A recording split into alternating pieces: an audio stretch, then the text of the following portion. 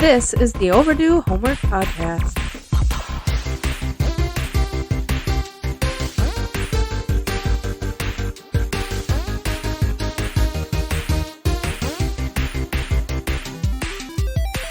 Welcome, everybody. I'm here with Trav today. I'm Drew. And I'm Trav. And this is your Overdue Homework Podcast.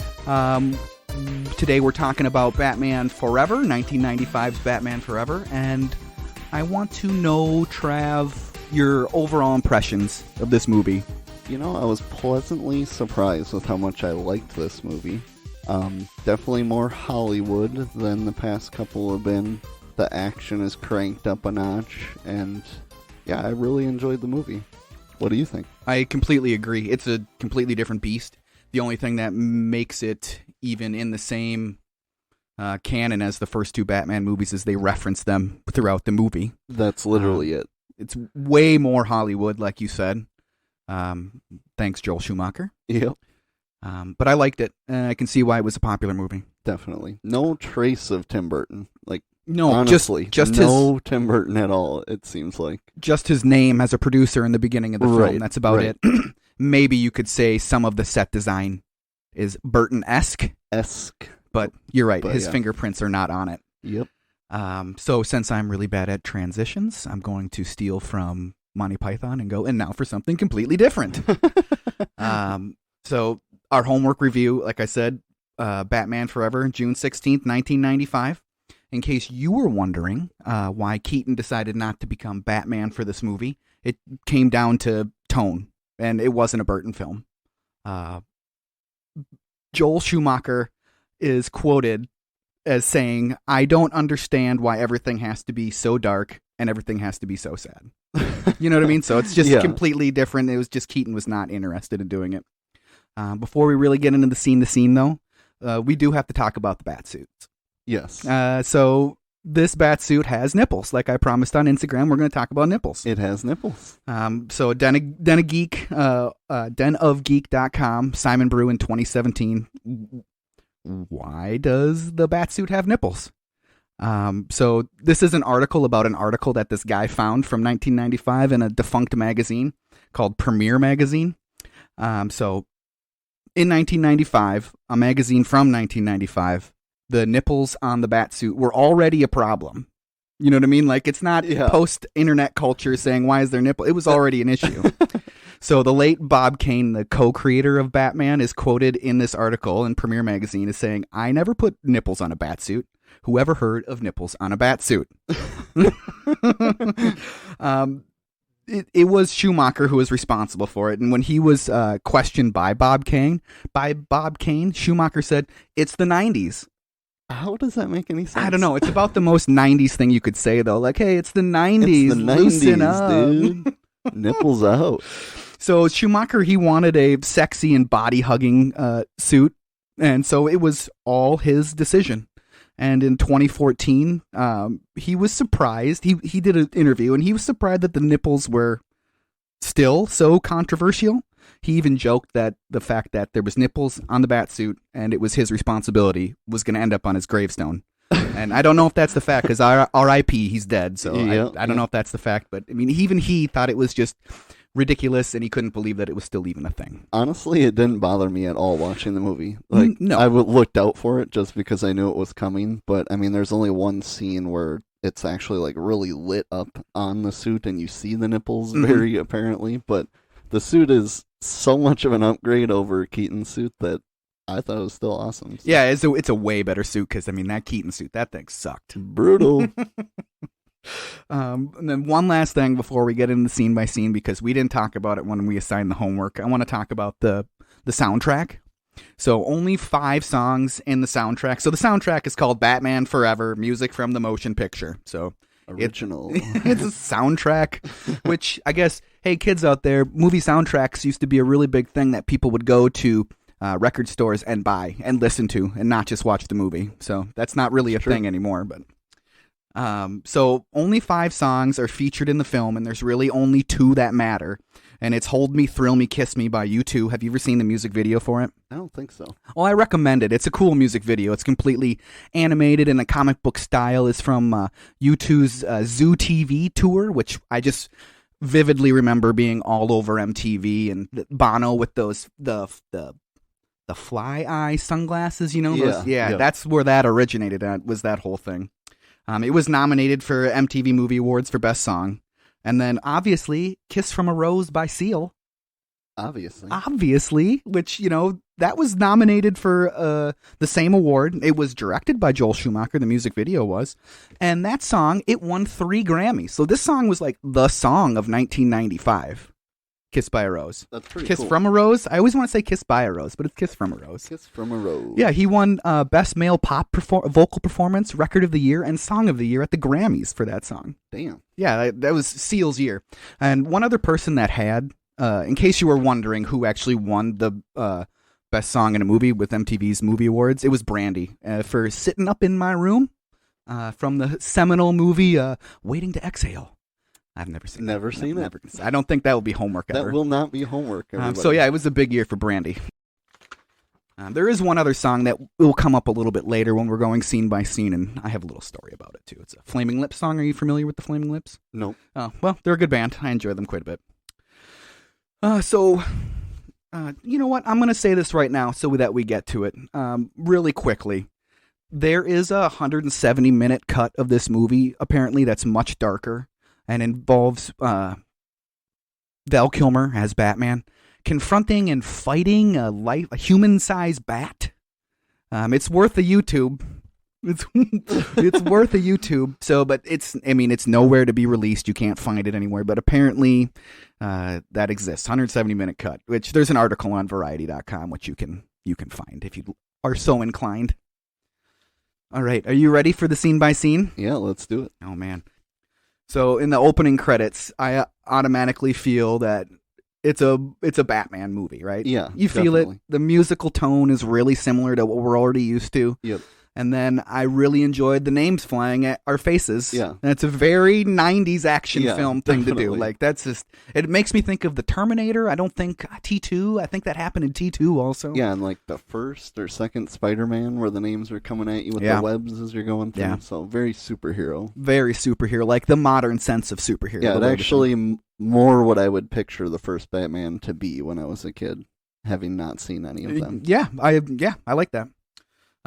We immediately get to see the new Batmobile. Your thoughts? It was not good. I really didn't like it. At first I was like, okay, it's a little upgraded. We got some lights. What's going on here? And then, yeah, when you see it in action, it just looks janky. And then that wing in the back flopping around. No, I can't do it. Do you know Plymouth Prowler? Was a car in the 90s. Kind of had like a similar look to this Batmobile and was like one of those weird, like really pop culture kind of cars, like before like the PT Cruiser kind of. Okay, so sure. kind of same thing. Kind of was made to look like an hot rod with open wheels. So kind of looked like the Batmobile. And I'm wondering if the PT Cruiser, the Plymouth Prowler came out about the same time. It could be. Yeah, I don't know. I meant to look that up, but I never did, so I don't know why I brought it up. It is a mystery. It is a mystery. The Batmobile could definitely be better, and we get our first real joke of the movie coming from Bruce Wayne to tell you that this is going to be a much different movie than the Tim Burton ones that you're used to. Yeah. Alfred asks him if he wants a sandwich, and Batman says, I'll get drive-through. I really hope that was used in a fast food campaign. I can't imagine it wasn't. Yeah, I would have liked to see him swing through BK or McDonald's or something. That would have been pretty funny. So we get to see the Batmobile then tootling through the city, and it looks like a comic book. Yeah. Right? It's very evident that it's supposed to be a comic book. Mm-hmm. Lots of yellows, lots of blues, lots of reds, lots of black, just that comic book feel, that comic book look. And Schumacher, he gets right into business here. Immediately, Two-Face is stealing a whole vault from a bank. Yeah. And that's the reason why Batman is out there anyways. In this scene, Two-Face demonstrates that he's completely ruthless. He bows to the complete will of the coin, ends up flipping a coin to determine the life of the guard, and the guard ends up living because it flips up heads, right? And I'm assuming the scratched outside is considered tails. Yeah. That's what I went with, so that's what I'm going to be saying the whole time. Yeah. But he gets used as bait anyways. Yes. Batman then enters the scene.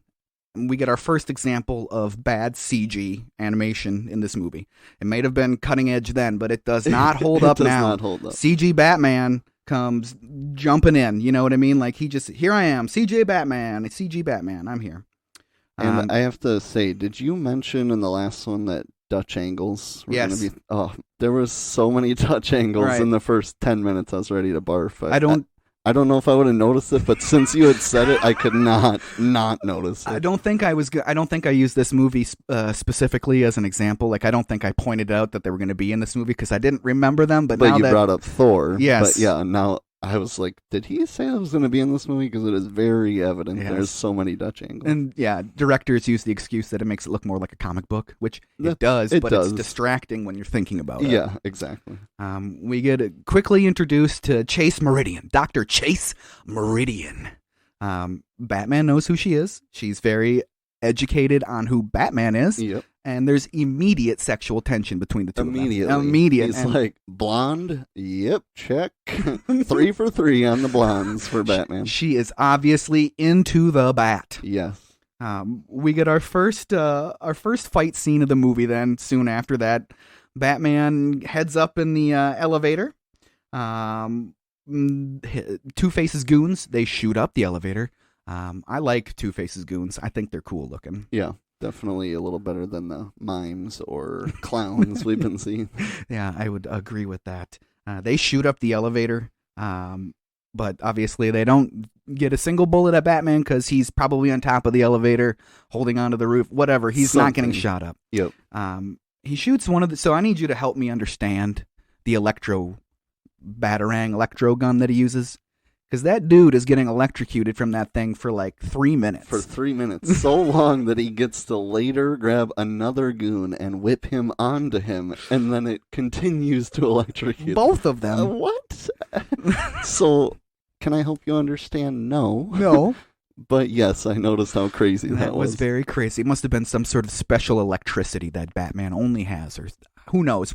And he only had one of it. He used it in the beginning, and that was it. Yeah. So. Did he chuck the gun after he shot it? I feel like he did. He must have. I feel like he did. It might not even one-time use. Yeah, one-time use type. But you can throw as many people on the current as you need to. Yep. So then Batman heads over to the safe, and we find out quickly and obviously. It's a trap. It's a trap. Now, just a quick little diversion here. My brand new Blu-ray decided to skip during this section, so I missed 30 seconds of it. So I don't know what that 30-second span after that exactly happens. And next thing that happens in my movie is the safe is filling up with acid, the same acid that scarred Two-Face. Yep. Oh no, it's boiling acid. The guy says, oh, that was just such a brutal line. We do see later, it's not implicitly implied in this section of the movie, unless you're pretty familiar with the comics, that Two-Face is using that same acid in a trap for Batman because Two-Face blames Batman for getting burned with acid.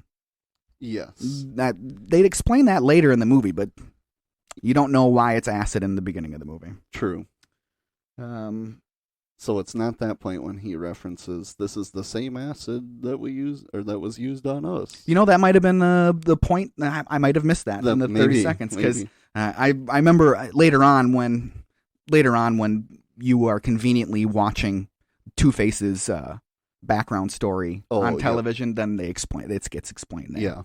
Yeah. Batman, of course, uses the guard's hearing aid to escape the safe, which would a safe have a spinny dial like that on the inside? No. And did you like how they foreshadowed the dude's hearing aid, his obviously gigantic hearing aid when Two-Face is all in his face at the beginning? And he's incredibly sweaty. And, you can't not notice the gigantic golden hearing aid in his ear.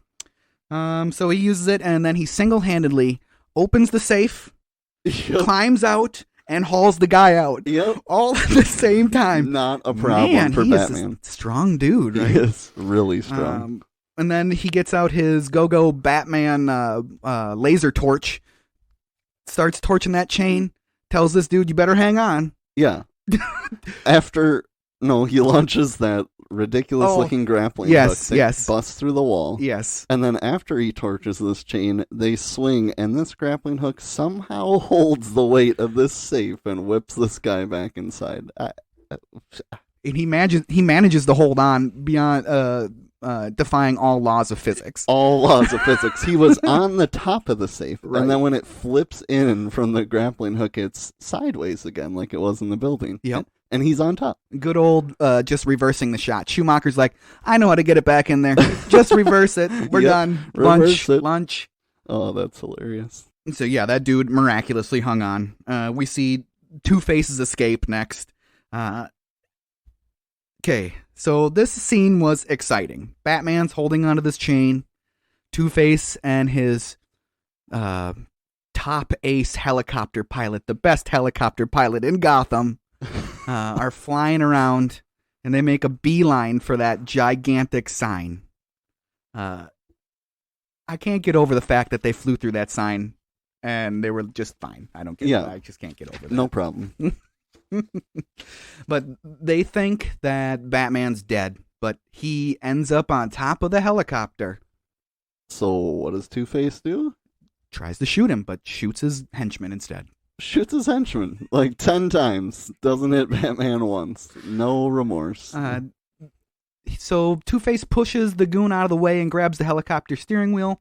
I don't think helicopters have steering wheels. I don't think so either, but we're going to assume this one does. Gotham's do. Yep. Okay. Batman does his best peekaboo and gets a wicked kick right in the face. Right in the face. Just right in the face. He's holding on to the outside of the helicopter. This time, Two-Face puts the club on the helicopter, which I think is supposed to be like a joke, right? It's gotta be. Because that's a ridiculous piece of like 90s cheese that was on 2 a.m. Infomercials, right? Yeah. Right. Yeah. So obviously the club, look it up. You'll find out what it is for sure. Will make it so you can no longer fly a helicopter. Yep. And so Two-Face parachutes out the back. And then Batman, faced with the fact that he's going to run into the Gotham Statue of Liberty, I think it's still called the Statue of Liberty. I think so. Decides he's got a ditch too, and he flies that helicopter just flies right into that statue. Yep, he makes it out in the nick of time. He does, and I don't know why he didn't just jump out to begin with, if he's still going to jump out anyways. Yep. So right after that scene, we directly cut to more terrible CG. And if you look in the background, you can see the Gotham Statue of Liberty all wrapped up. So I thought that was kind of interesting. I kind of a little nod at that. And then we're immediately put into Wayne Enterprises. And I thought it was cool to see Bruce Wayne like actually doing business, to see like what Wayne Enterprises actually does. Right, actually involved in the behind the scenes stuff. And then enter Edward Nygma. He seems obsessed. He seems unstable. And ultimately, after pitching his plan to Bruce, he gets denied because he couldn't wait for a meeting where he probably was going to get denied anyways. Yeah, but yeah, he has no patience. This is where we first see the box, right? And the whole idea of the 3D TV box, which, they describe it as projecting images directly into the brain, but then when they represent it on film, it looks just like a 3D television. I would assume the way he first describes it, you go into said TV, so he's watching fish. You'd think he'd be in the water, but then they just portray it as the fish are coming at his face. Right. Like, okay. Bruce does not like the idea of using this device to manipulate brainwaves. That's what he tells Nygma immediately. And Nygma does not handle rejection well, like most other villains in this Batman universe. Yeah. Add him to the list. Bruce Wayne then happens to see the bat signal, which nobody else sees. And nobody else sees and says, whoa, the bat signal? So it must be super commonplace. They're up like 24 hours a day or something like that. Yeah. He ditches. He goes to his office, and he gets into that Hyperloop bat drop tube thing. Yeah. Lock. Chair. Boom. He's in some crazy turbo tube. Yeah, which I thought was pretty cool. And the CG, it holds up in this scene because it's super basic. There's a couple other scenes where I'm like, oh, that still holds up. That's no big deal. Alfred has everything ready to go. I still don't like that Batmobile. We find out soon after that the Dr. Chase Meridian gave him a fake out bat signal. Fake out. No Commissioner Gordon here. Nope, not yet at least. We're greeted by a scantily clad Chase. The bat says to her, the bat signal is not a beeper. She keeps on coming on to him.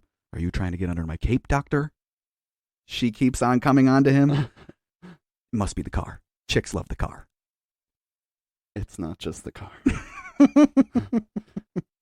And then we see her awkwardly grope his chest and say that she's into black rubber. She's into black rubber. Yep, that is what she's moved on to with her adult life. Yeah, she does say that first it was boys with earrings, and then it was leather jackets and motorcycles, and now it's black rubber. Now it's black rubber. Go find a firefighter. They're easier to undress. Yep. She even references Michelle Pfeiffer's Catwoman in this, and this is besides the continuity with Alfred and Commissioner Gordon. That's the only thing that really ties this together with the other movies. Yeah, she says, "You like strong women. I've done my research." And then she says, "Or do I need skin-tight vinyl and a whip?" Seriously, though, give me Michelle Pfeiffer in this movie any day. Yes, please. More Catwoman. Yeah, exactly. And then Commissioner Gordon shows up like he looks like an Alzheimer's patient almost. Like he looks so confused. Yeah. Huh? What's happening? Like, go home, Commissioner. It's just a false alarm. Yep. So he totally ruins the mood completely. Batman out, jumps over the side of the building, straight into the Batmobile. We even get a pretty cool POV shot of him landing in the driver's seat. Stuff that you wouldn't have seen in a Tim Burton Batman movie. Just a lot of different, I don't know if smash cuts is the right term, but there's a lot of editing in this movie. And then he ends the scene. Batman ends the scene simply by saying, "Women," which is another terrible way to end a scene. Yep. Afterburners are on and he's off. We then get to see Nigma at Wayne Enterprises working on his canned project. He's obviously gone off the deep end. Quickly after the scene starts, we see him get confronted by his boss, Stickley. Nigma knocks him out with a coffee pot. Caffeine can kill you. Thank you very much. Stickley then wakes up to see that he's going to become Nigma's test subject. Nigma flips the switch, and we already talked about it. We get an idea for what his invention is actually supposed to do. And then the levels go down, so he's got to bring up the power, and then we get some really classic Jim Carrey comedy. Right? Yeah, it's definitely. Like all the bits that you've seen Jim Carrey do 1,000,000 times in every movie that he's ever been in, any of his stage stuff. Yep. So I mean, I get a kick out of it every time, but classic Jim Carrey. Yeah, I thought before that he was very different acting in the movie, and then as soon as that happened, yep, there's the Jim Carrey. Oh, I'm sure he was told that that's the Jim Carrey we want in this movie. Right. 1995. Didn't When Nature Calls come out in 94? Right around there. Same year, maybe even 95. The Mask was 94, and Dumb right. and Dumber was 94. I'm sure. So, I mean, all that. I'm sure they're like, we want you to be the Riddler, but we also want you to be mostly just Jim Carrey. Yeah. And he said, no problem.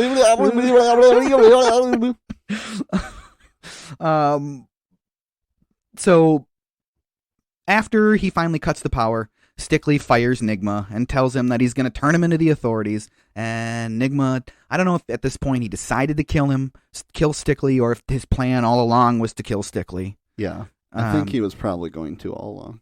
Yeah, and so he kills Stickley by pushing him over the edge of the out the window into what looks like a river of some sort, a dam, something like that.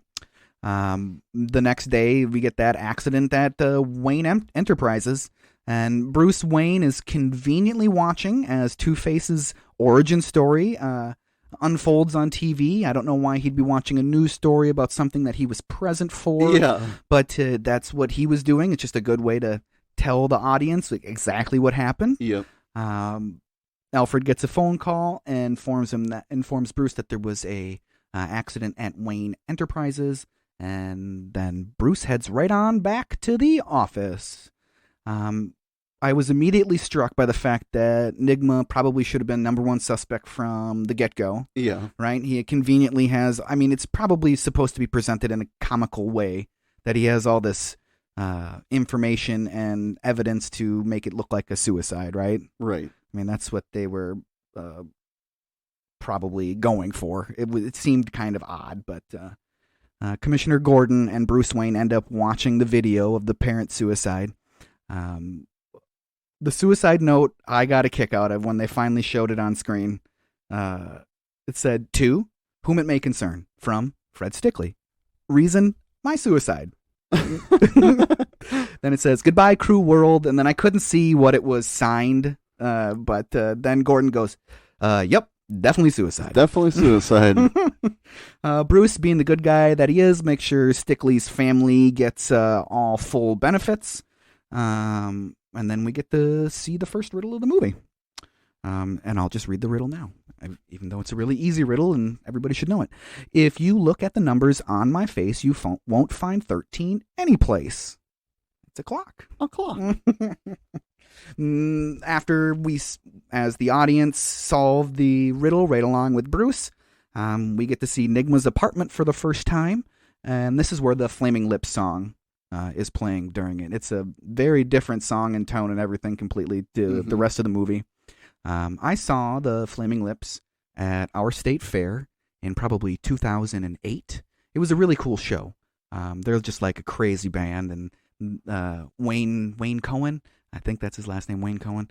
Yeah, I'm sure you've seen it. The dude that goes out in the audience, one of those giant inflatable balls that you can fit a whole human in, and people like hold him up and stuff. I don't think I've seen that. It's really cool. But there was the craziest thing about this whole story was there was a tornado warning in the middle of the show. So I'm at the state fair. Jeez. And they start jamming people into tents during a tornado. Tornado warning, and everybody's like, it's a couple counties over. It's just precautionary. But I'm like, I'm just in a tent. Wait, what is the point of even hopping in this tent? Yeah, so we had to spend like an hour in this tent, and then we went back to the grandstand, and they continued the show, so that was cool. Nice. The opening band, all their equipment got wrecked, though. There was no place for them to put it in the downpour of rain, so I felt really bad for them. Yeah. They're just an opening band doing a state fair circuit, you know? Right. Dang, that stinks.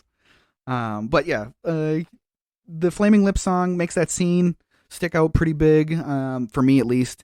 The apartment looks like a crazy man probably lives there. There's tons of pictures of Bruce Wayne. And then after we see Nigma crafting the second riddle, we get to see him drop it off at the Wayne Manor. After that, we see Bruce going to see Dr. Chase Meridian at the police station. Bruce thinks, after he gets upstairs, Bruce thinks that Dr. Chase Meridian is getting assaulted in the middle of the police station. Yep. So he breaks down her door. Why not? Turns out she's just into cardio. Yeah, she's just punching a good old punching bag. So he's there to see her, right? To see her, basically. He wants to see her. But obviously. Under the guise of consulting her for the riddles. And yeah. Guess what? Her professional opinion, the dude's a wacko. Right? Yeah. But that is when we actually get to see the second riddle. Tear one off and scratch my head. What once was red is black instead. That's a match, right? A match. Total wacko. They agree on it. Probably wants to kill Bruce, obviously. And then Chase wants to dive into Bruce's I don't know, he wants to psyche, wants to get in there and start doing some work, but he changes the subject and decides to invite her to a circus. Yeah. The charity circus. Yep.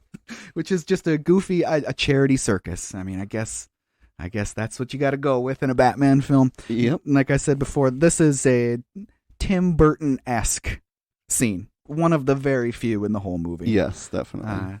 It's obviously a red carpet affair because it's a charity circus. Circus. I don't get it, but Nigma's watching it on TV, and we get introduced to the Flying Graysons. They're doing their trapeze things. Their costumes are not very flattering. Nope. What's the most 90s thing you could ask a woman out on a date to do in the 90s, mid-90s? to go rock climbing, right? To go rock climbing, That's yes. a very 1995 Hollywood, California thing to do. Yep. But that's what we get to see. Is we get to see Bruce and Chase. They're kind of just conversing, and they talk about the fact that she is into the bat. She's found another person, right? There's another man, I think. Is that what that's what she says? Let's just say he dropped out of the sky. Yep. Hint, it's the Batman. Yep. He's like, score, that's me. Yes. I don't have to really worry about this chick. Yep. Got her. Then the dude at the ringleader at center ring introduces the death drop. So that means that they're going to do some cool stunts on the trapeze with no net. Yep. Soon, Two-Face is on the scene and his goons are, and they're taking over the circus. He and Two-Face ends up at center ring, and he says that he's got a bomb with 200 sticks of dynamite in it. That's when the mayor stands up and asks, "What the hell do you want, Harvey?" That's when we learn he wants Batman. And being given a 2-minute deadline, Bruce stands up and says, "I'm Batman." But nobody hears But nobody hears him, which, how? Yeah. Like not even Chase next to him. I understand. Nobody. I understand people were screaming and stuff, but he's like screaming also, "I'm Batman, it's me, I'm Batman." Yeah. So then the Graysons decide that they can stop this bomb that's slowly ascending to the roof, which sure. Yeah. Okay. How and sure. They climb higher and higher. Two-Face is still flipping his coin at center ring, deciding what he's going to do, presumably between shooting up the audience or shooting up the Graysons, whatever he's going to do. He finally gets the result that he wants, and he shoots up the Graysons. They fall to the ground, which I think it must have been an editing thing or like a rating thing that they had to have him shoot the scaffolding and not actually the people. Yeah. Because, it looked like he was shooting at the people. Yep. But the scaffolding breaks. They all fall. They die.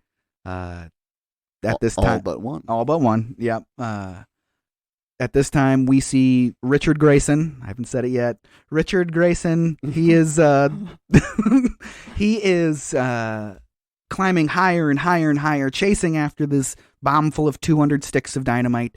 And he finally gets it to the roof. He lifts it with no problem whatsoever. Hoists it out with 4 seconds left and gets it over the side of the roof and into the river, and it explodes, and everybody's A-okay. Yep. Except for Richard. He looks down and sees his dead family. Pretty brutal. Yeah, that is pretty brutal. So it's kind of like a smash cut. I think I'm using that wrong, but I'm going to keep saying it.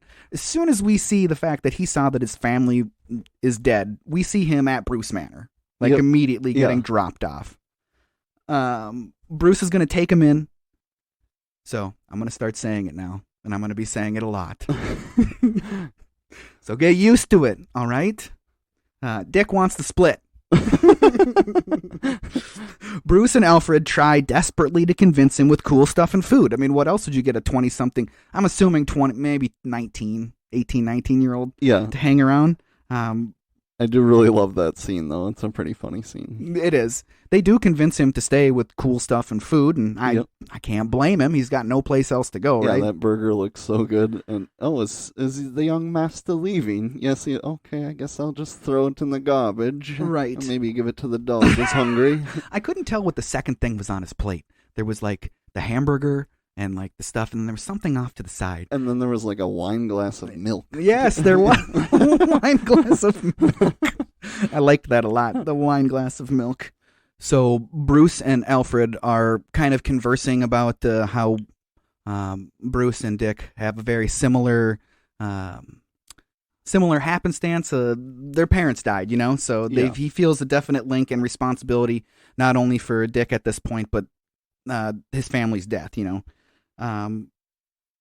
We find out right after that from a short conversation while Alfred is helping get Dick settled in his new room, where the Robin moniker comes from.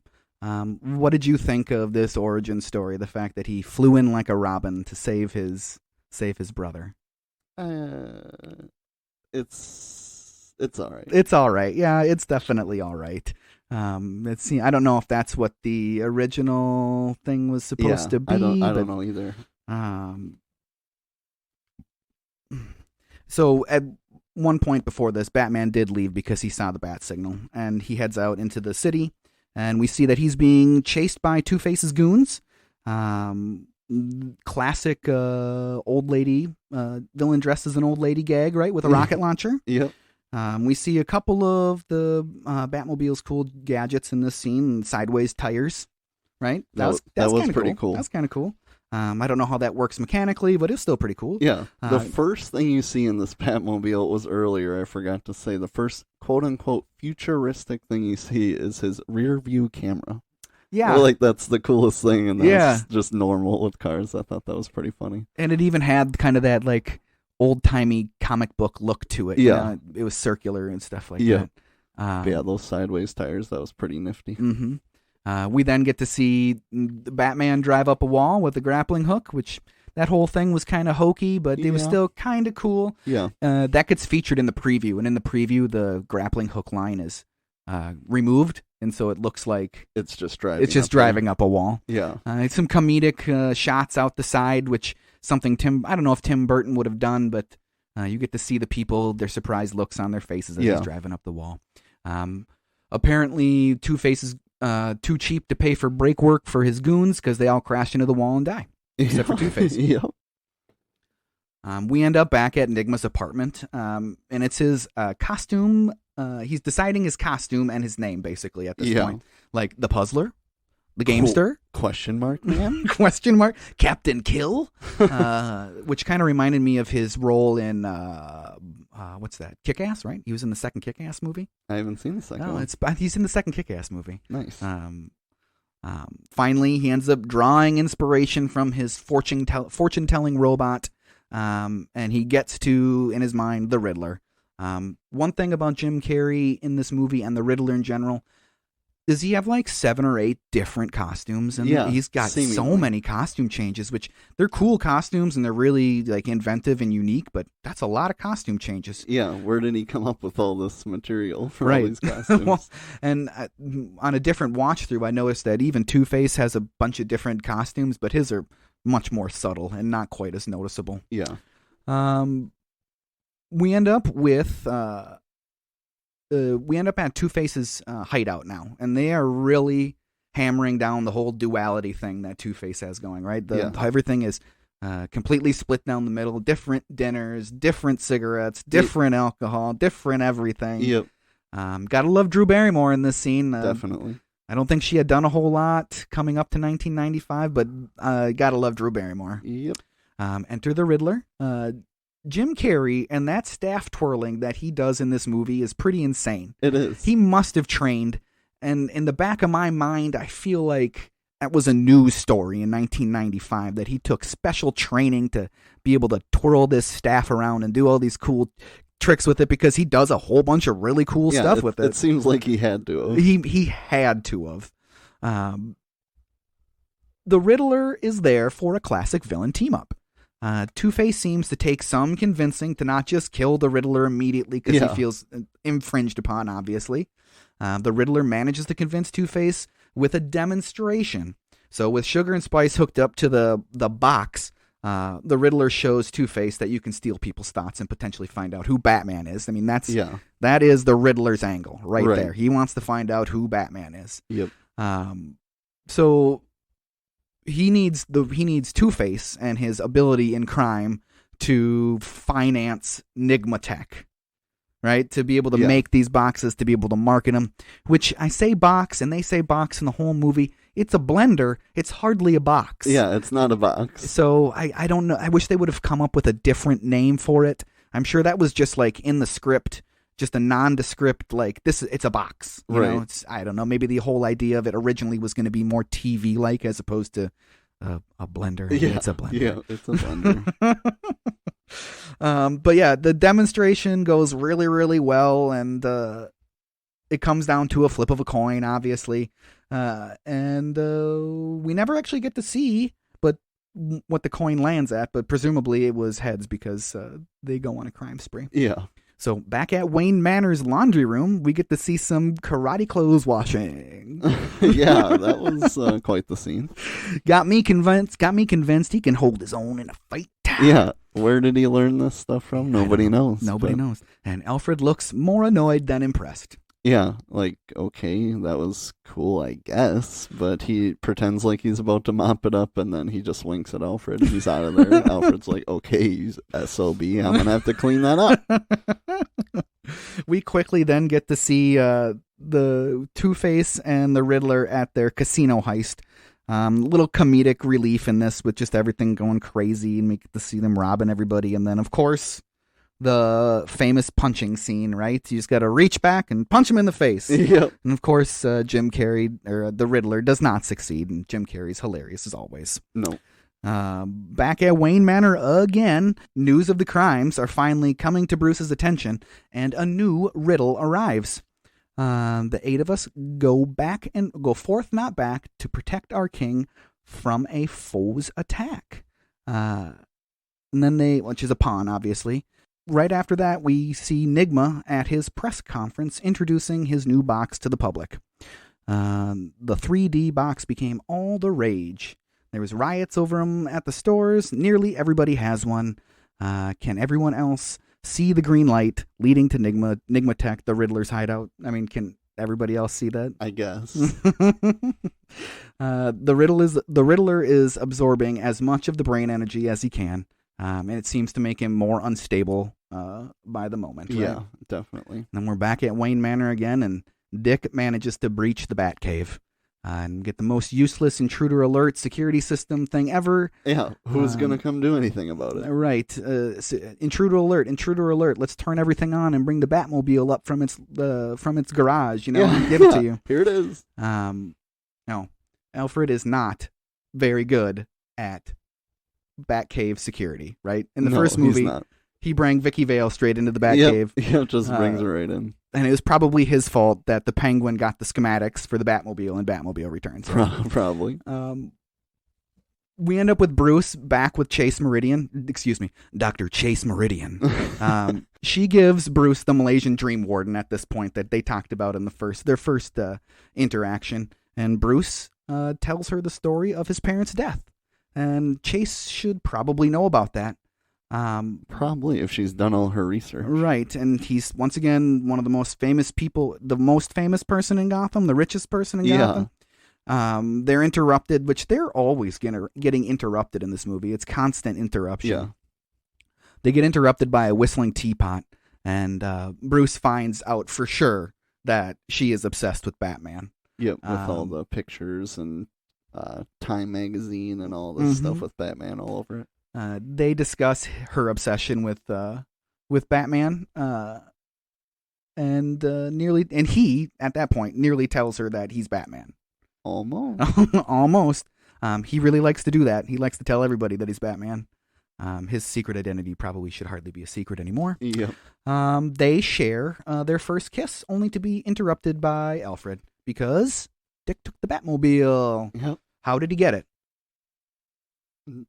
How did he get it? Yeah, how did he get it? He just went and took it. Yeah, so the no last time we saw the Batmobile and Dick Grayson and Alfred was when he broke into the Batcave. Yeah. And now we see him driving it. Why did Alfred let him take it? He just... Nobody knows. Nobody knows. It's just one of those... the key just right in there and he just takes off. And did you notice that the bat fin on the back was split in that one? It was split in that one. I did notice that. And was he doing like his best lowrider impression with that thing? He's just a pro at driving this thing all out of nowhere, too. I don't understand why he thinks he can fool anybody that he's Batman, you know? No, and I like that Alfred tells him he stole the car. The Jaguar? No, the other car. The Bentley? The other car. Like, come on, Bruce. The only thing that would have made that better is if Dr. Chase Meridian said something like, "How many cars do you have?" So we get to see the Dayglow gang now, which is pretty cool, right? Yeah, they're pretty cool. Yeah, it's very 90s, all that Dayglow stuff. Oh, definitely. Blacklight Central. They're busy harassing a girl that looks very out of place. Yes. So, they think they see Batman pulling up. It's actually Dick Grayson. They say, "It's Batboy." It's Batboy. It ain't the Bat. Cue escaping damsel in distress and Dick Grayson goes to save her. What a nice guy. What a nice guy. We end up seeing a pretty cool fight scene. Dick says, "I'm Batman." He says, "I'm Batman. Sorry, I forgot my suit, but I'm about to whoop all your asses anyway." So. And Chris O'Donnell's stunt double does a great job in these fighting scenes. Oh, yeah, seriously. It was not him. Definitely not him. Very dark face.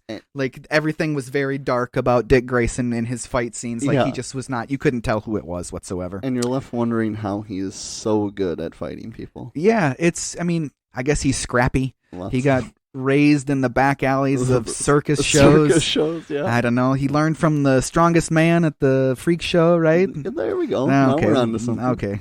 And then the scene ends in a very comic book way. Doesn't Batman ever kiss the girl? Yep. He gives her a big old smooch. And I don't know if it was the big old smooch or the fact that he had a lot of fun fighting all those dudes. But it pretty much convinces him that he wants to be a superhero at that point. Oh, yeah. And then enter Batman to save the day and to be a father figure. Wow, what a guy. So back at the Batcave. They're in the Batcave a lot in this movie. Yes. What did you think of this Batcave? It was a lot different. It was. Still a cave. It's still a cave, but definitely different than the Burton. I preferred Burton's. It was way more stylized. Yeah. Way less functional, but way more stylized. Yep. Dick, so we're back at the Batcave. Dick is telling Bruce that he wants wants Batman's help to kill Two-Face. Batman, he knows all about revenge. He tells Dick that they are the same because of the parents dying, and Dick wants to be trained, but Batman refuses. Yeah, he's not in for it. Mm-mm. Sorry, man, I'm a solo show. Solo show. Then we get to see Nigma's unveiling party and his new and improved box. Nigma is obviously the new hotness. Everybody loves the box. Yep. But Bruce enters, and guess what? Bruce is still top dog. Yep. Did you noticed, right? Because they joked about it, that they're dressed exactly the same. He's got the mole and everything. Yeah. They even how's my mole? Yeah. The second time I watched it, I paid attention. Does he have this mole? But he obviously didn't have the mole. No. So that was for that. Yes. Very funny. And then he says, "Nice." Bruce Wayne says, yes. "Nice suit." Yes. Yeah, that was good. I really like that. The fact that they So at least this movie is a bit self-aware with its cheesiness. Yeah. I appreciate that. Nigma unveils the new box. The new and improved box offers fully interactive holographic fantasies. He demonstrates with one of the partygoers that happens to have the weirdest haircut I've ever seen in a movie. Yeah. Just the absolute weirdest haircut I've ever seen in a movie. Yep. Bruce is obviously very skeptical and basically calls Nigma out on his plot to steal people's information. And he just pushes past it, changes the subject. You're too afraid to use it or give it a try? So. Yep. So then, I don't know if it was part of Nigma's plan or if he's just trying to one-up Bruce, but he asks Chase to dance, Dr. Chase Meridian, to dance, and that's Bruce's cue to go check out that box. Yep, check it out. Only to be fooled by Sugar after Bruce thinks he's rendered it non-operational. Yep. Is it non-operational, inoperational, unoperational? Non-operational. We get to see Bruce in the box right after that. Yep. He fell into Nigma's trap because it was all a ploy. We see that it was all a ploy from the beginning. Yeah. We see that a file is being created. We don't get to see quite what the content is of that file. We do see a little bit later. But then Two-Face busts up the party. Nigma is pretty upset that Two-Face is there, especially that he blew up the larger version of the box, which must be like the power source, the main computing supply, whatever it is. I guess Two-Face couldn't miss an opportunity to rob a bunch of rich people. I guess. I mean, is that why he's there banging everything up? Yeah. Plus, does it give Nigma plausible deniability that he's actually the Riddler? Like, he's getting held up. But then he's openly talking to him in front of everybody later about their plan. Yeah. So Bruce then, he escapes out the back of the new box, the new and improved box, and to don the bat suit, obviously, right? Right. We then see Batman falling from the ceiling, once again raining glass down on everyone. And then the dude from the opening, we talked about this a little bit earlier today. Hey, Batman! At least I'm assuming it's the dude. He didn't. It looks like him. He didn't have his glasses, but they were burnt up in acid. So yeah. If it wasn't supposed to be the same character, it was the same actor. Yeah, definitely. Dick goes to get his suit on too. He uses the same line that Batman uses with Alfred, that it's an emergency, Alfred. And once again, Alfred is not amused with Master Dick. We then get to see our obligatory Indiana Jones moment. Yes. Which I'm so happy that there was one in this movie. It's kind of the second one, but... What was the first one? So the first one, the very first scene, the guy does a little with the knife, and he just gives him he lets him run right past him at the elevator, and that's the guy who he throws onto the already electrocuted guy. But you are right. But this one you're about to talk about is much more Indiana Jones. The henchman gives Batman a whole bunch of flashy hand movements. Did you happen to pay attention close to his hands? He is holding no knives, no swords, no nothing. It's just his hands. His hands. Ching, ching, ching, ching, ching, ching, ching, ching. It's just his hands. And then he just boots him in the face. Either way you look at it, ends up with a bat boot in your face. Yeah, that was great. Batman then goes over to save Dr. Chase Meridian from a goon. They share a kiss. She says, "Meet me at midnight." No sexual undertone at all in that. No. And then it's into the sewers for Two-Face. He escapes with Batman, hot on his heels. They end up street level, climb up this thing, and then they end up into the sewers. And, Batman witnesses all of this from like 100 stories up, right? Yeah. He witnesses it all, and then he's like, "I'm jumping in, man." It's very...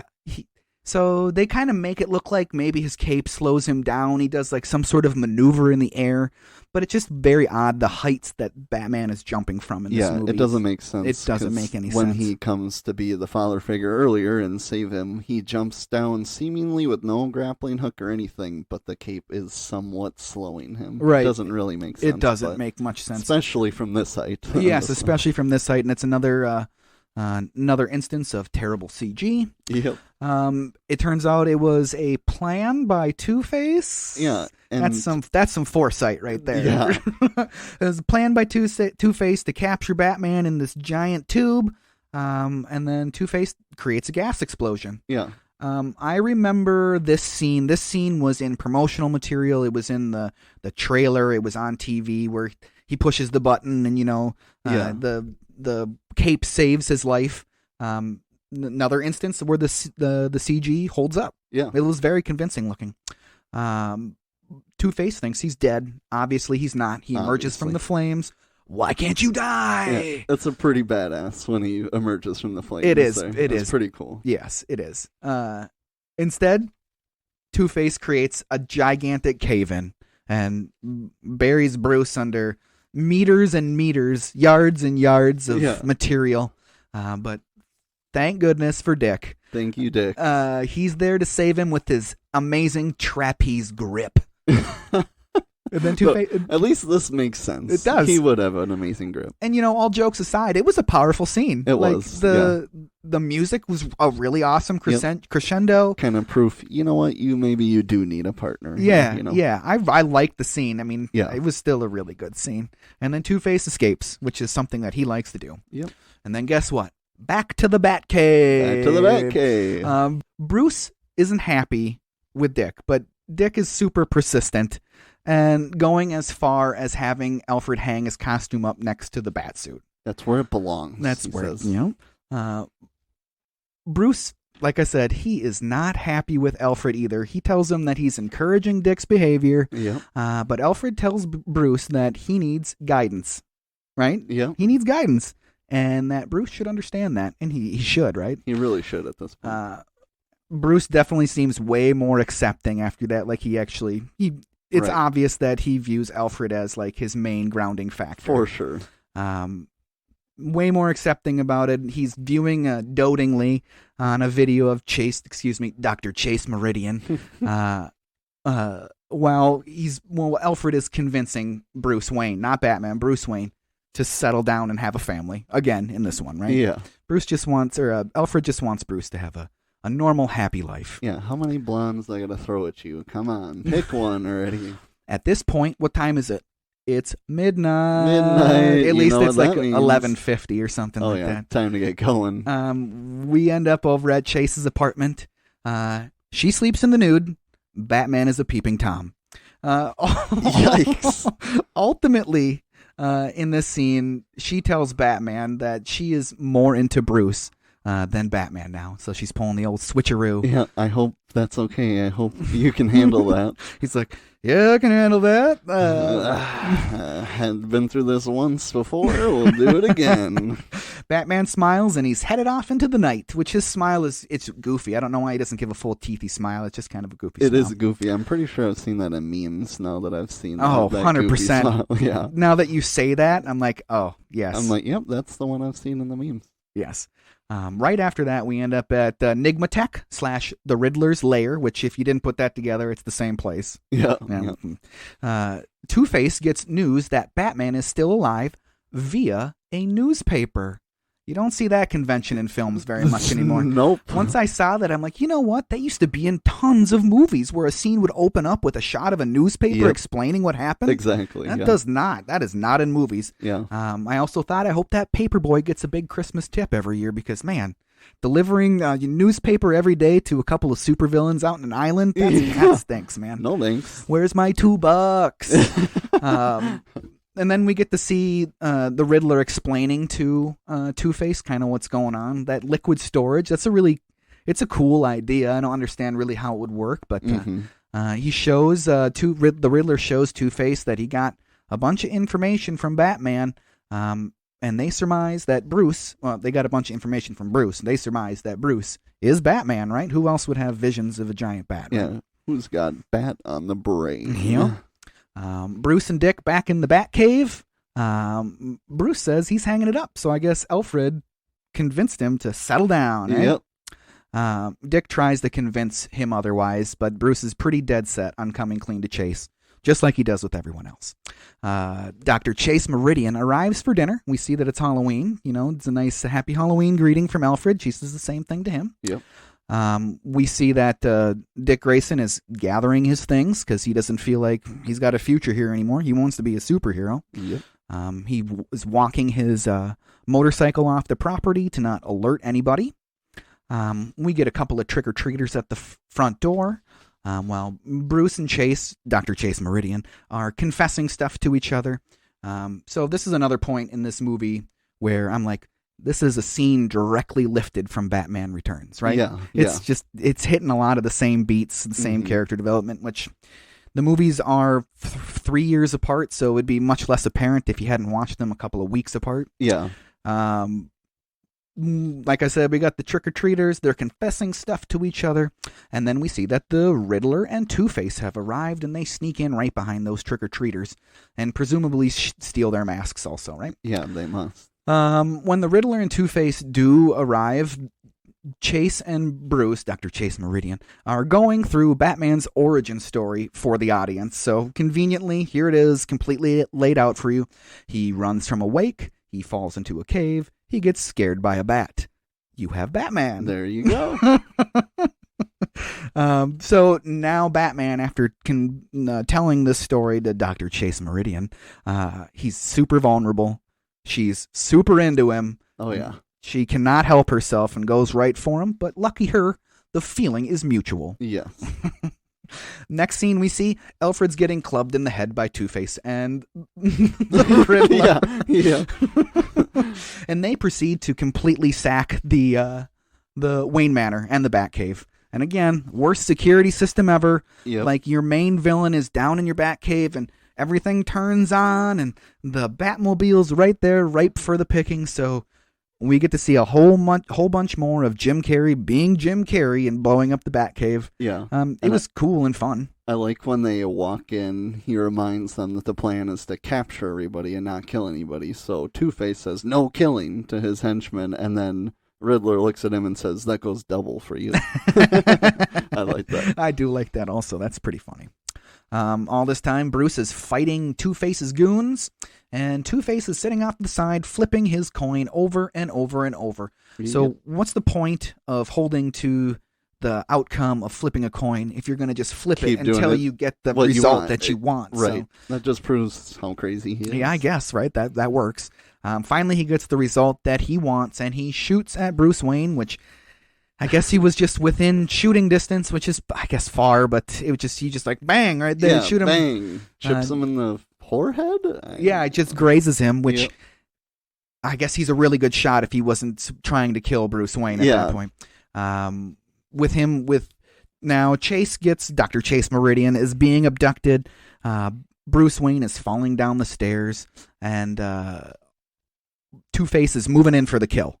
But the Riddler saves Bruce Wayne, and says, if you kill him, he won't learn nothing.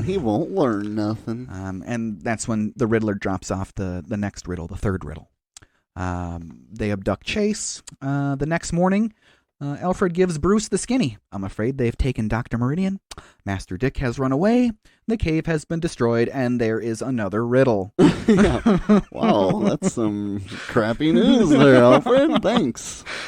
Despite his splitting headache from his massive concussion, most likely. Yeah. Now we're really moving into like the final push of the movie. This is like everything is coming to a head now. We see the Riddler's lair really quick, and Chase is obviously being used as bait. What did you think of the laser question mark on the bat signal? I kind of like that. I thought it was cool, too. Yeah, that was pretty cool. We get a quick flash to Bruce and Alfred solving the riddles. There were 5 of them. There were 5. So the last riddle, I didn't read the last riddle.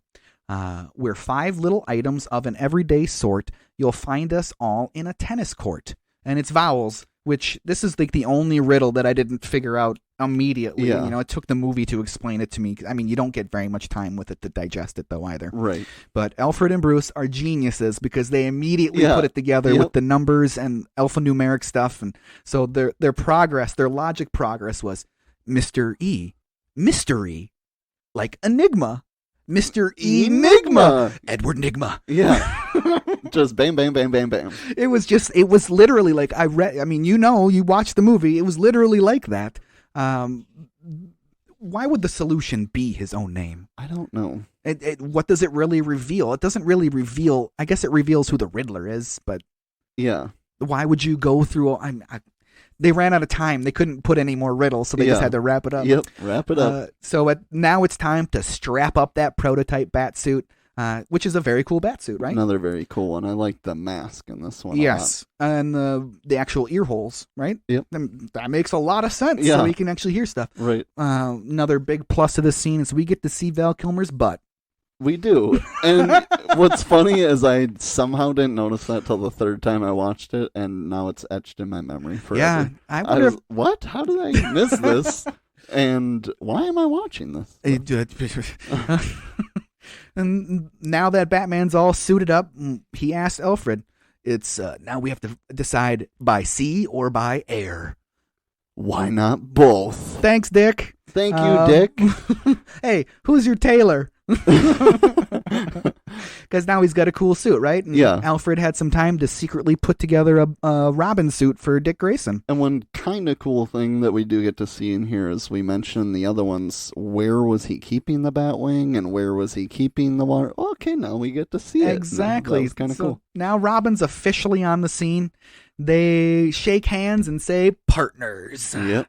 And you beat me to the punch. I got my wish. I got to see where they keep the Batwing, where he keeps the Batboat. Batboat? I couldn't think of a cool thing to call that. Really. I'm going to call it from now on.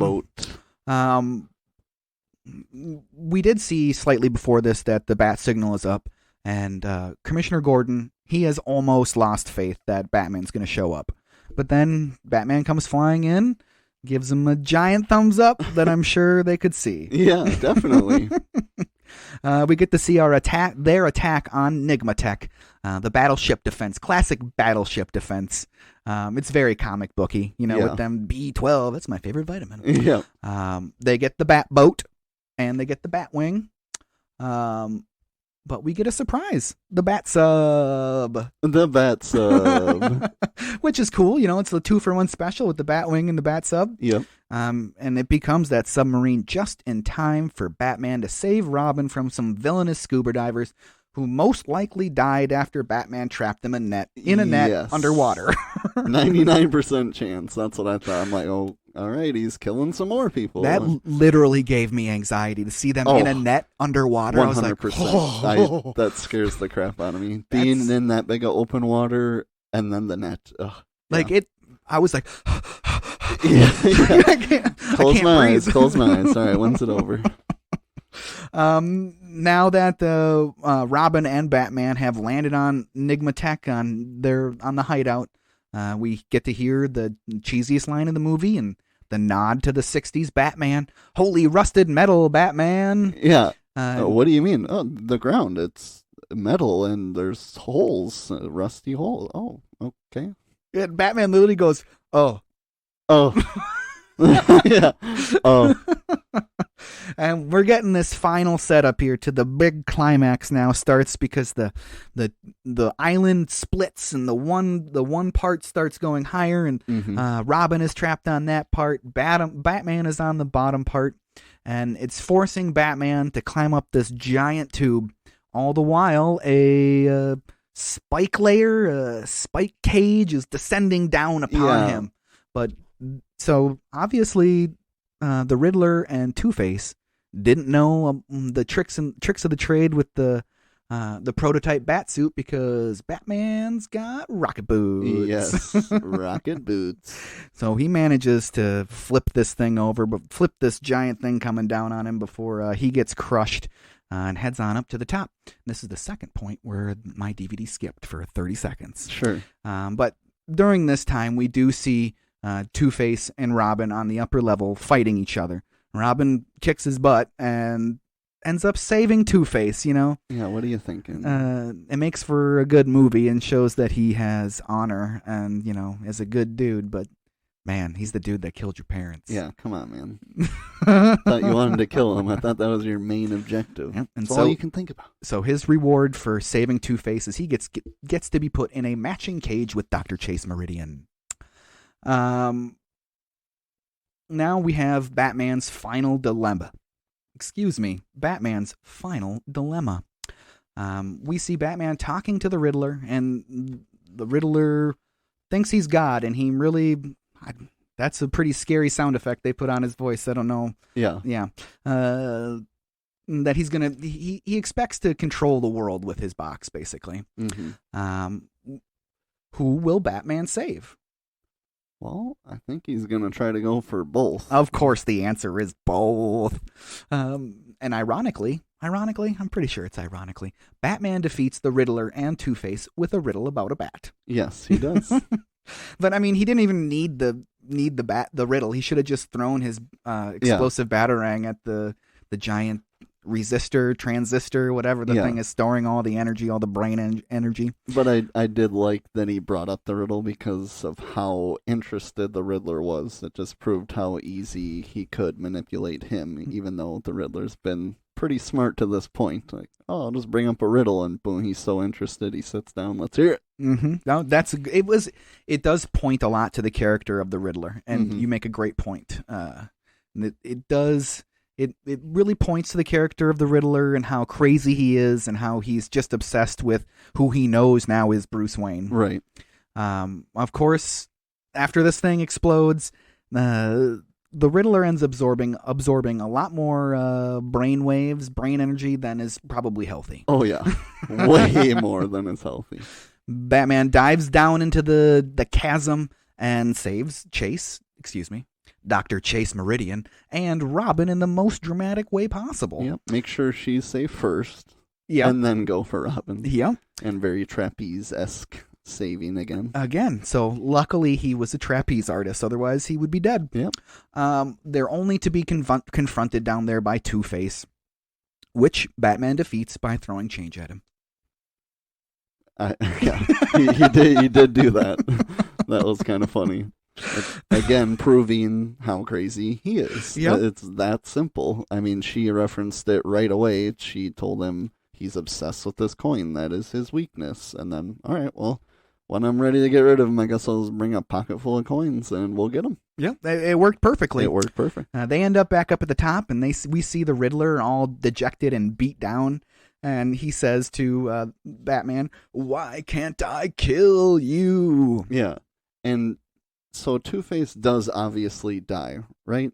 He dies in that scene. I mean, the coin falling in his hand throws me off a little bit. Yeah, he's dead. Which, I think he's dead. Okay. I mean, like any comic book character, he might not be dead, but he should probably be dead. he did a Terminator in that one, right? Yep. But it wasn't. I think he's dead. I Okay. assumed he was dead. And so at this point, I read on the internet in one of my articles that we find out in this next line why the movie's called Batman Forever. After the Riddler asks, "Why can't I kill you?" Bruce Wayne, Batman, says, "I had to save them both. I'm both Bruce Wayne and Batman, not because I have to be, but because I choose to be." So I guess, that means he's Batman forever. Yeah. Right. All right. I mean, unless you read that in an article, I would never have come away with that from watching the movie. Not at all. And that is basically the end of the movie. Yeah. They shoehorn in a scene for closure at Arkham Asylum. I don't know if that was an intent in the movie or not, but it seems very like just kind of jammed in there to give a little bit more closure. Right, give us a little more Jim Carrey. A little more Jim Carrey is always a good thing. And he, both in Dumb and Dumber and this movie, he does the Silence of the Lambs. He does. And then this scene made me think of Silence of the Lambs. Yeah. As she's walking up to the cell, kind of like Clarice and whatever. And I just thought it was funny that he must have an appreciation for that movie. He must. At least an appreciation for Anthony Hopkins. Anthony Hopkins, yeah. The Riddler thinks he's Batman, which is a pretty cool way to end the movie because obviously he's a crazy man and Batman's secret is safe with the Riddler, with Edward Nygma. And I'm not sure what he looks like, but is Dr. Burton, is that Tim Burton at the end of the movie? Oh, man. I don't think so. Okay. She said, or Dr. Burton, so I didn't know if that was him. Did not. I completely missed that. And now that you say that, I'm going to have to go back and look. I'm pretty sure it's not. But I'm going to have to, because it even kind of looked like him. I'm going to have to go back and find update out in the next episode. Yeah, update later. And then, we get to see that it's like the happily ever after ending with Bruce and Dr. Chase Meridian. Yeah, seemingly there's nothing stopping them from continuing on, correct? So. No, nothing whatsoever. She even says, "Don't work too late." Go do your Batman thing. Yeah, and then I'm ready for you by midnight, if you know what I'm saying. And then, like I said, the two biggest songs from this movie they're in the movie, but they're not actually in the movie. They're in the credits.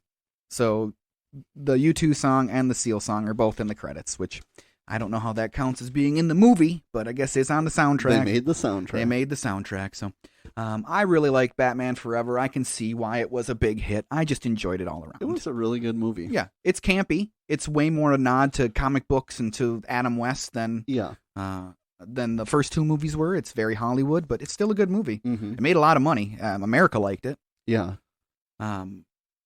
I'm going to give this 4 out of 5 bat nipples.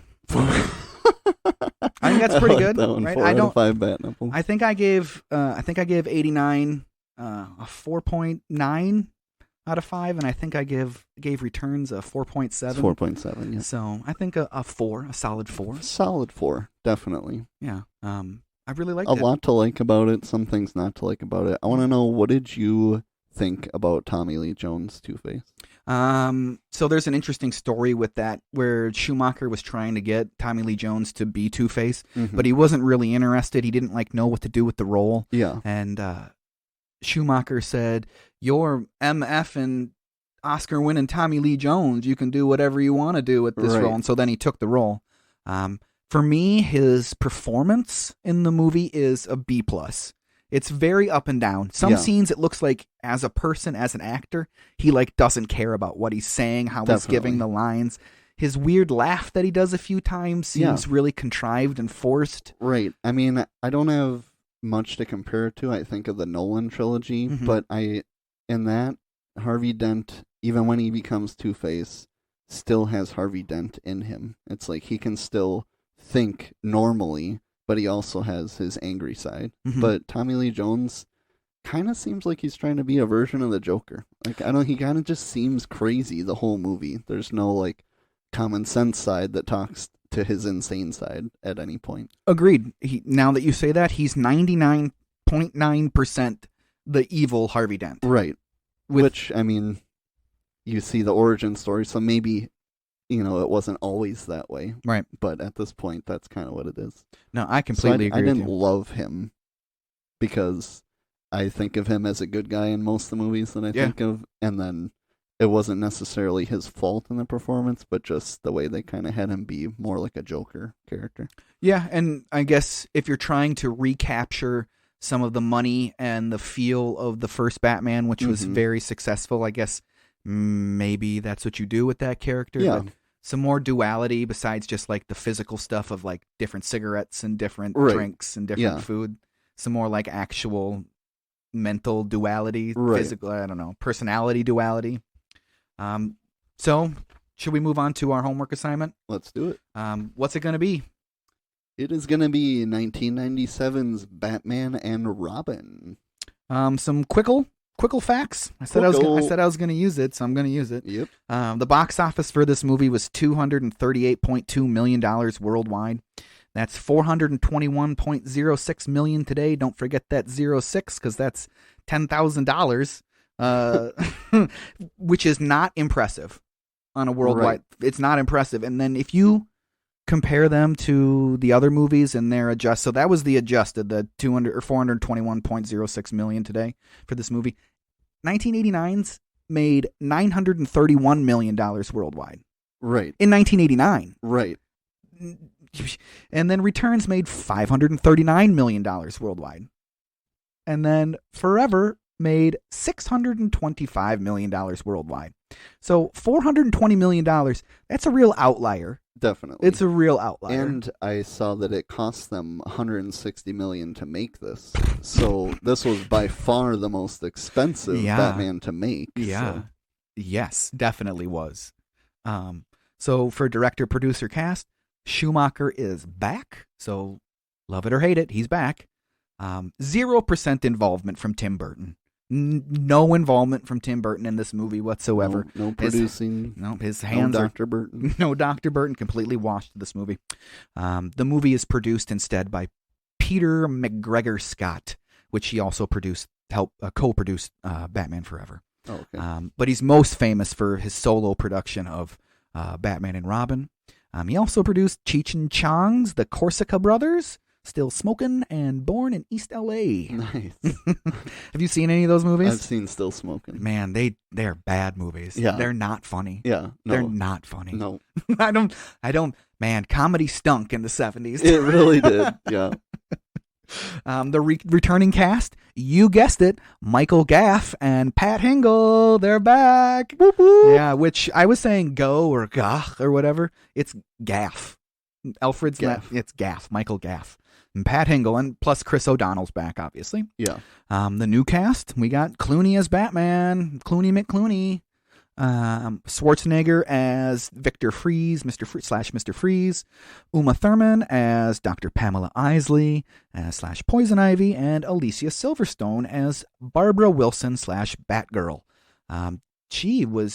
This was like her first big role post Aerosmith music videos. Like she was in those 2 Aerosmith music videos, and then I think she was like in this movie. I don't think she was in a whole lot besides that before this. They really bring out the heavy hitters with actors and actresses in these movies. They really do. I'm going to do my best Jerry Seinfeld right now. How bad is this movie? How bad was that impression? George Clooney won't let his wife see this movie. He still wants her to have respect for him. Oh my gosh. And she has admitted she hasn't seen it. She's admitted she has not seen it. Oh my. There are more ice / cold / freeze puns than you can shake a stick at in this movie. And it's basically a beat for beat remake of Batman Forever. It's like the same movie. Okay. And lastly, it caused the 5th movie in the franchise, Batman Unchained, to be completely scrapped. Yep. So, I mean, hold on to your butts. Hold on to your butts. I mean, I don't know. I expected to be let down with this one, so I guess I have higher hopes than I should for this one. But I mean, I've been told you can skip them for these next couple, but I liked this one, so we're gonna have high hopes that Clooney doesn't care if I see this movie. At this point, we are far too deep into this Batman rabbit hole to quit now. So. Oh yeah.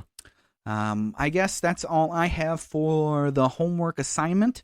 It's going to be 9 1997's Batman and Robin. Say that again. What you got for me, Trav? I think it's time to get into some emails. I like it. Let's hear them. So this first email says, "Long-time listener, first-time writer. Good job. Really enjoying the podcast. Sometimes the both of you make me think it's time for Carousel. Question, what is your favorite 80s, 90s rom-com? The Phantom." Should we explain Carousel or let people just look it up? What do you think? I can give like a 10-second rundown on it. Do it. Okay. Because it threw both of us for a loop, so we had to figure out what the heck this meant. So there was a mid-70s movie called Logan's Run, where after you reached the age 30, you were killed in the population, and that was called Carousel, when all like the 30-year-olds would come up to be killed, and that's what it is. So basically, we remind him that we are children compared to him, and yes, that is what happened. Quick side note, it's called Logan's Run because he runs away. Hey! It's a pretty good movie. I recommend it. In Friends, it's referenced as the sexiest movie ever. I did not know that. Why is Logan's Run the sexiest movie ever? I honestly have no idea. He said something about the main actress in the movie when I asked him about that. Because, Ross, in an episode, his cousin, who is Denise Richards, is at his place, and he misreads the 0 signals and goes in for a kiss after saying in his head, she's the one who suggested Logan's Run, the sexiest movie ever. So, that's where that comes from. But anyway, let's get to the actual question there. What is your favorite 80s, 90s rom-com, Drew? I was privy to this question because I also have access to the email before you read it to us today. And I had to Google, like, what do you consider a rom-com, Because I was kind of like, there's so many more than what I would have expected. Right, like they considered The Breakfast Club to be a rom-com. A rom-com. I wrote that down. I would never think that. I mean, they end up together in the end, so it's kind of romantic. Kind of. But if I was going to pick one from the 80s, 90s era, I'm just going to pick one because rom-coms weren't really my thing. But I did watch Pretty Woman fairly often. I really like that movie. So the first one I thought of, and sure enough it was on the list, was Big Daddy. Oh. I mean, that one, of most of his, that's more rom-com. Yeah. I mean, a lot of Adam Sandler films, it's I guess you could consider Happy Gilmore a rom-com then. Yeah, Wedding Singer was on the list, and there's plenty of Adam Sandler material. And the next one comes from That's My Cadillac, wants to know, have you ever went to a drive-in theater, and what did you see? Sure. There used to be one locally here, actually out by where we work, which is kind of interesting. Oh, that's cool. And it was pretty much on its way out when I was younger, but I remember seeing a double feature there. We were sitting in the back of my dad's Chevette with the hatchback opened up, and he had like this, I don't know, it was like a bearskin lining inside the back of his. It was like really plush. So I just remember it being really plush. The double feature was Crocodile Dundee and Short Circuit. Wow. Yeah, that's what we saw. I don't think I made it through both films because, I was a child. So. Yeah. So double features must have been a thing because the only time I went to one, I saw the first Spider-Man, 2002, and The New Guy. Oh, cool. Yeah. So that was pretty fun. Next question here is from Ouch, My Teeth wants to know, did you have a favorite ice cream treat growing up, whether it is store-bought or Dairy Queen?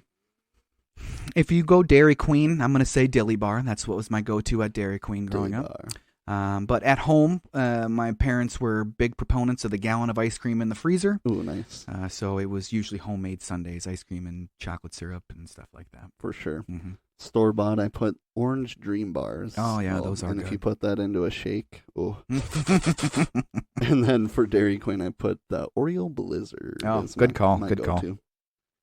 Oogie Boogie wants to know, what was your favorite game to play outdoors as a kid?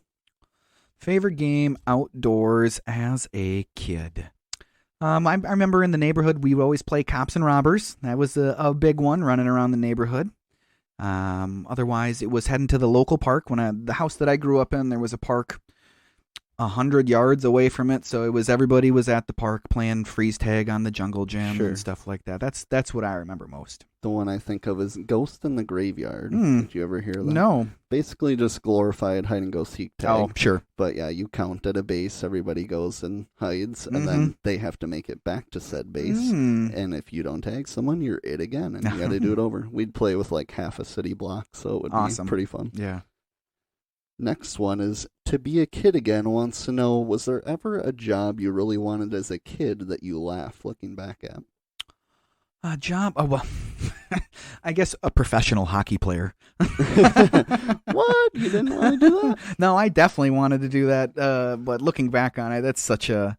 I was kind of a lazy kid, so that wasn't happening. Yeah, it was happening in your mind. It was happening in my mind, but that was about it.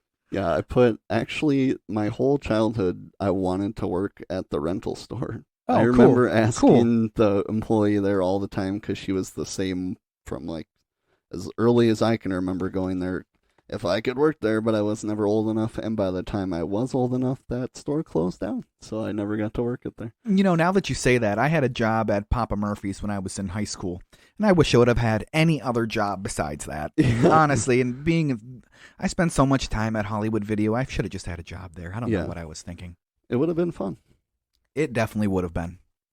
And last question here comes from Dangerously Cheesy. It wants to know, did you ever win a cool prize when you were a kid from like a bottle cap or a bag of chips or some other contest? Besides the 16-ouncers that you would win fairly often back in the day, I won a basketball jersey one time from a Mountain Dew bottle. Nice, that's cool. I think that was the biggest thing that I ever won. I'm not a big basketball guy, and I got to choose from a few different college basketball jerseys. Sure. And I chose a Texas Tech one, so I had it forever until... Red and black. Yeah, I had it forever, and then I finally donated it to Goodwill, like a year ago. Yeah. And I bet I won that thing in probably like 1997. Yikes. Yeah. I never wore it. I just had it. I don't know. Yeah. I wrote down, it was some FIFA PC game I won when I was a kid, and it was in a Planters cheese balls, and I actually saw like a little plastic piece out of the bottom of the container, so I knew something was in there, so I kind of cheated. Yeah. I knew it was going to have something, but I didn't play. The only PC games I played was Roller Coaster Tycoon and The Sims, so I wasn't really popping in FIFA to play, but no, that's cool, though. Still cool to win something. Yeah.